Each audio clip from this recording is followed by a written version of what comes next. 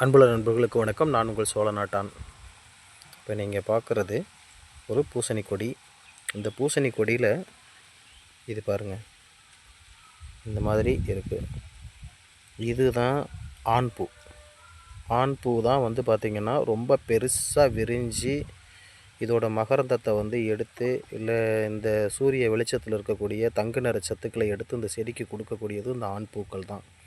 இந்த மகரந்தம் பார்த்திங்கன்னா, இந்த மகரந்தம் அப்படியே பக்கத்தில் இருக்கக்கூடிய இந்த பெண் பூவுக்கு போகணும். இந்த பெண் பூ எப்போ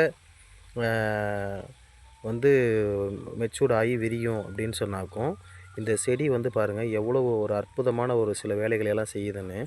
இந்த தங்க நிற சத்துக்களை கொடுக்கக்கூடிய பூக்கள் சீக்கிரம் விரிஞ்சிரும். இந்த பெண் பூக்களுக்கு முன்னாடியே விரிஞ்சிரும். இந்த சத்துக்கள் தண்டு மூலமாக இங்கே ட்ரான்ஸ்ஃபர் ஆகி இங்கே போயிடும். இந்த செடிக்கு, இந்த விதைக்கு போயிடும்.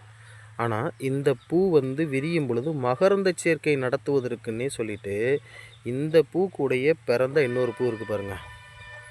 இந்த பூ எப்போ மெச்சூர்ட் ஆகும் அப்படின்னாக்கும், இந்த பூ விரியும் பொழுது சரியாக இந்த ரெண்டு பூவும் ஒரே மாதிரி இருக்குது பார்த்திங்களா.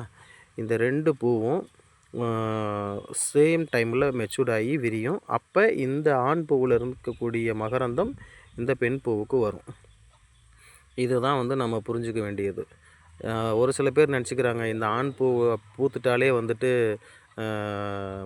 மகரந்த சேர்க்கை நடந்துடும் அப்படின்னு சொல்லிட்டு. ஆக்சுவலாக இந்த செடிகளில் பார்த்திங்கன்னா தங்க நிற சத்துக்களை எடுத்து செடிகளுக்கு கொடுக்கக்கூடிய பூக்களும் இருக்குது. அதே சமயம் மகரந்த தூளை கடத்துவதற்கான பூக்களும் இருக்குது. இப்போ இதுலேயே பார்த்திங்கன்னா, இப்போ இந்த பூவெல்லாம் பார்த்திங்கன்னா தங்க நிற சத்தை எடுத்து கொடுக்குற பூக்கள். இது பூத்து இதாகிடுச்சு. அந்த பக்கம் பாருங்கள், அதுவும் அதே மாதிரி தான். அது தங்க நிற சத்தை எடுத்து செடிக்கு கொடுக்குற பூக்கள். எப்போ பார்த்திங்கன்னாக்கும் இந்த செடி எவ்வளோ அறிவாக சிந்திக்குது பாருங்கள். எப்போது தன்னுடைய பிஞ்சு மெச்சூர்ட் ஆகுதோ அப்போ பூக்கிறதுக்குன்னே ஒரு பூவை ரெடியாக தயாராக வச்சுருக்கு பாருங்கள். இது தாங்க இந்த செடிக்கு இருக்கிற அறிவு. இந்த செடிக்கு அறிவு இல்லைன்னு சொல்லி நாமெல்லாம் சொல்லிக்கிட்டு இருக்கோம். பாருங்கள், இந்த ஒரு செடி கூட தன்னுடைய சந்ததி வாழறதுக்கு எவ்வளவு அறிவாக வேலை செய்து பாருங்கள்.